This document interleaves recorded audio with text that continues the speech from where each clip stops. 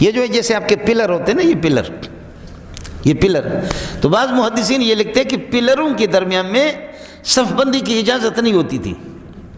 مسجد نبوی میں آپ نے دیکھا ہوگا، جب آپ جائیں گے تو اس مسجد نبوی پہ یہ جو اصل جو حضرت کی مسجد تھی تو وہاں بھی پلر ہے، لیکن ان کے بالکل اوپر لکھا ہوا حد المسجد النبوی، حد المسجد النبوی۔ اللہ ان عربوں کو جزا خیر، انہوں نے لکھ دیا کہ حضرت صلی اللہ علیہ وسلم کی اصل مسجد کتنی تھی۔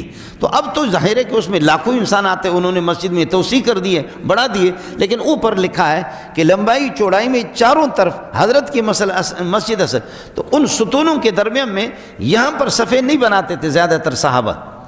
اس کی وجہ یہ لکھی ہے کہ رسول پاک صلی اللہ علیہ وسلم کی نماز میں صحابہ بھی ہوتے تھے اور جنات بھی آتے تھے وہ ستونوں کے درمیان میں۔ وہیں پر بعض محدثین نے لکھا کہ جنات ہی یہاں پر وہ صف بناتے تھے، لیکن کہاں ہیں وہ؟ کوئی بھی نہیں رہا۔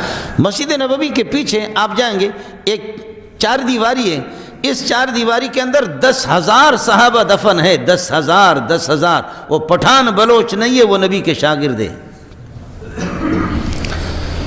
وہ یہ نہیں ہے وہ سندھی مانو نہیں ہے، وہ مہاجر نہیں ہے جی، وہ کراچی کے پراٹھے خور نہیں ہیں، وہ ہے کہ ایک ایک ان میں سے اس قسم کا ہے کہ اگر ایک بھی زندہ ہو جائے تو آپ کی اس وقت اس پوری دنیا کو اس پر قربان کیا جا سکتا۔